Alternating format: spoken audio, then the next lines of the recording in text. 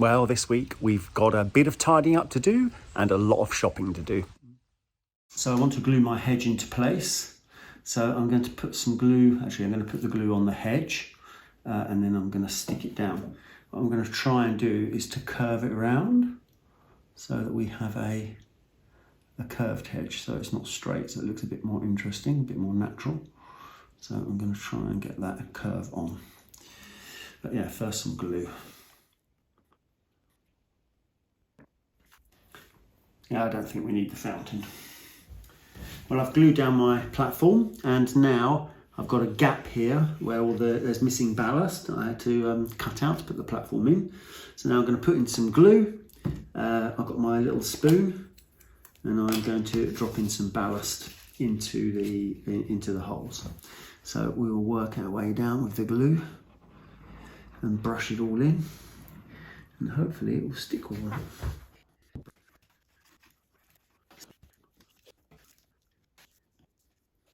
Give it a tap down. I'll let that dry for a bit and then we'll come back later and we'll pull the tape off and hoover up the spare ballast.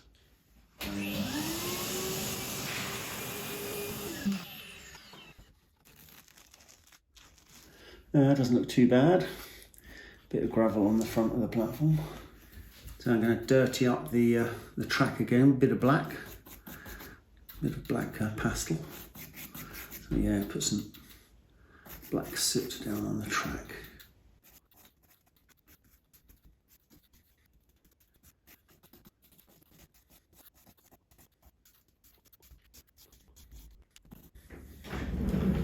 Yeah, that's better.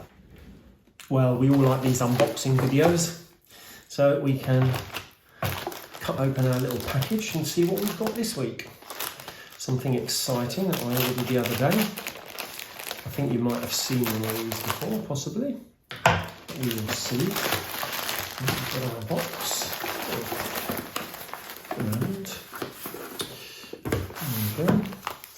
And I've got some static grass. Autumn 4mm, Hayfield 6mm, summer flower 2mm, and then summer flower 4mm as well. So a selection of those. And then we have another big box here. So this is, there's even more grass in here as well. Well, I didn't expect that. Extras, got some dark grass and some light grass. So we have here what's called a Pro Grass box. So some glue. And we got some instructions. That's helpful.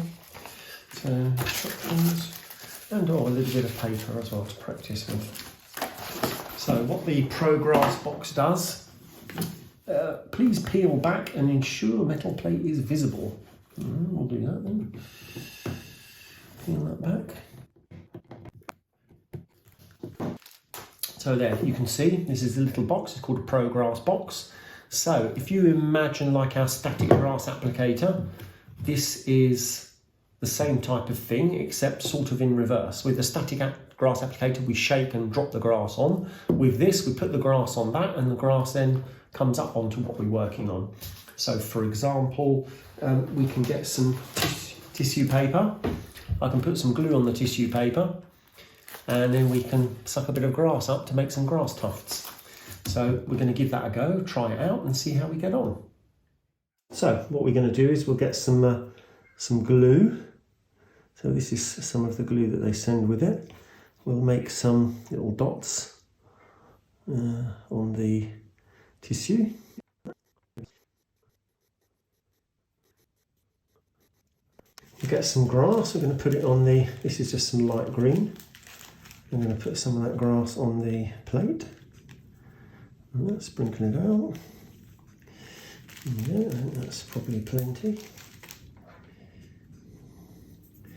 Then we attach the clip onto the piece of paper. Yeah, that creates a static. And then basically now we're going to hold it above turn him on, hold him above and off we go.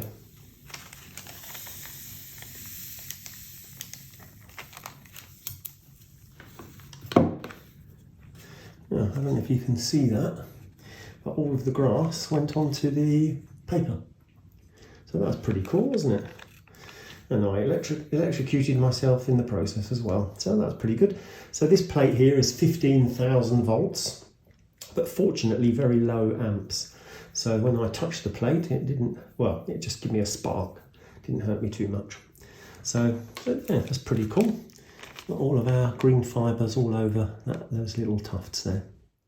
So after having run it a few times, you can see there that I've got my little tufts of grass. They're pretty cool, aren't they?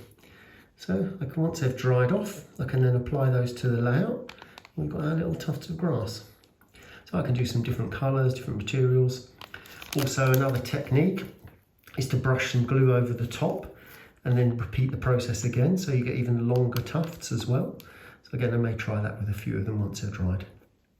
Well, you can see all the progress I've made with all some different colours. So it wasn't terribly difficult to do that. A bit shocking how I got on with it really, as I managed to electrocute myself many times. I would not recommend this for anyone under the age of 16, but obviously with supervision you can probably enjoy watching it happen. But yeah, results are quite pleasing. And once they're dried out, we'll then see how they peel off and we can start sticking them to some areas of grass. So we've got our little tufts of grass. So what I can do is I just grab a little tuft of grass carefully with a pair of tweezers. You can see I can then dab a little bit of glue on the bottom, and then we can place it somewhere in our site. Oh, and there he goes. So a little tuft of grass is now planted. So, and I can do the same with all the other different colours that I've got. Obviously I've got some dead grass, some sort of light grass, a bit of hay, some more longer, darker grass over here as well, and of course this one that we just used. So yeah, quite a lot of different choices. So I can build up the scene. You can see I've put on some little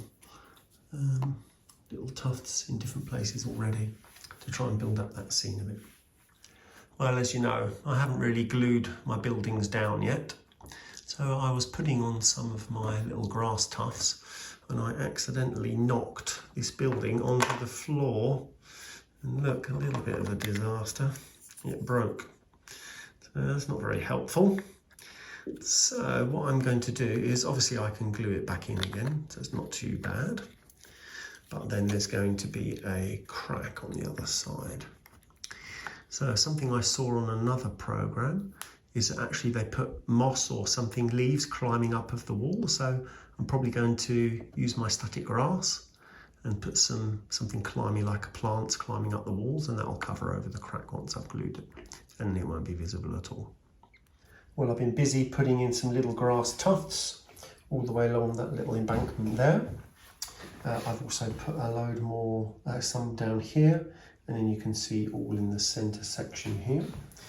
I've been putting in the little grass tufts, a few up there, and then a few more in this section here. So it doesn't look too bad. Obviously I've got a lot more to put on this side and the other side. I'm just really trying to see how they look when I'm putting them in. Reasonably pleased with the results. But those sort of 100 tufts that I've made, now I'm going to start all over again and probably electrocute myself a few more times. Well, these buildings at the edge are a little bit vulnerable to getting knocked off like we saw, so I'm going to glue this one down. So I'm going to use some of the Copydex. Copydex is good, as we explained before. You can peel it off if it's not, not if you want to take it off easier. Then we just glue him up, not too much. And then we'll throw him down where we want to put him. Somewhere about there. That'll do. And then now that'll dry overnight. And we'll have our building fixed firmly to the board so I don't knock that one off either. Well, I was asked about a vegetable patch for my cottage, so here's one that is ready-made from the shop. Well, I've been shopping again, and those of you in the know might recognise the shopping bag. So what have I bought today? Well, the first thing, let's start So I brought some little N-gauge bicycles. So they're quite cute little things. They come in a little blister pack, or little pack, and you can cut them out. I think there's 8 bicycles in there. Oh no, 12 bicycles, sorry, pardon me. So I can paint those, they need painting. And then I can put them on the layout. Remember, I've got my bicycle shed at the station, so we should put some bicycles in there, and we can put some bicycles around the layout. Next thing, I saw these. It's quite cute. Telephone boxes, so old red telephone boxes. They're already red, I just need gluing together, so that's not too bad. Maybe I will paint them red anyway, because that red maybe could do with being a bit brighter. But yeah, so they look quite cool. Next thing, now in the church, I thought maybe we could have a wedding. So I bought some little people that are a wedding. So there's the bride and the groom, there's the priest that's doing the wedding, and there's, actually that looks like a little baby. Oh no, a page boy or something, or page girl, best man and maid of honour, I guess. So it's a little wedding party. So that's quite good. Put them outside the church. I found a bunch of naked people. So these need painting. But then also I realised that these are giant people for N scale. So they're a bit too big to go on my layout. So I've got the wrong size people, I think. But anyway, we'll see. Next thing, oh yes, I bought some ballast. I run out of the darker ballast, and I want to put some in a few places instead of the lighter ballast. So I bought another packet of darker ballast. Oh, while I was there, I found a little postman's motorbike and sidecar. So he's quite cute as well, if you can see him. So another little sidecar. I've already got one sidecar, but that was an army one, so this is now a post one. I bought a line side level crossing kit. So this is for the level crossing, funnily enough, by the station. Now I'll see if I can make that work. Again, it's quite a cute little kit, building some gates and things. So we have got traffic crossing the line at that point. So maybe I should put some safe gates there for the people that are going to be crossing. So that's another good little thing. Next thing, again, just to save myself time, I bought myself some fencing. So we've got some line side fencing kits, a couple of those. Line side fencing field gates and stiles. So this just saves me time. I was going to make the fencing out of like cut up some little matches and things and do that. It's a very romantic idea, building everything from scratch, but the reality is it takes quite a bit of time.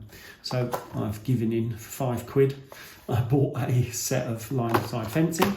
So that will also be going on the layout at some point. To go with the line side fencing, same thing. I was going to make some telegraph poles and matchsticks and whatever, but I've ended up buying just 10 of those that I can just drill a hole and plug them in, much easier.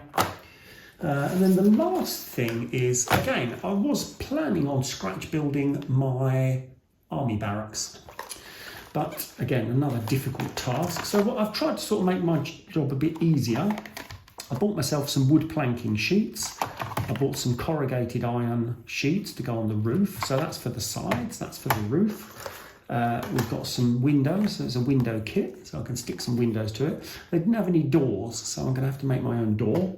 And then I've got some guttering and downpipes to go on the buildings as well.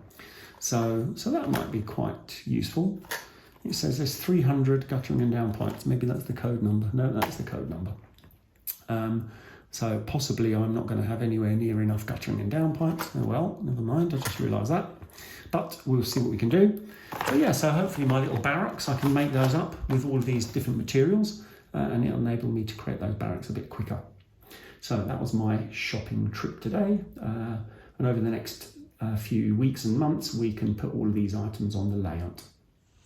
Thank you for watching. See you in a couple of weeks.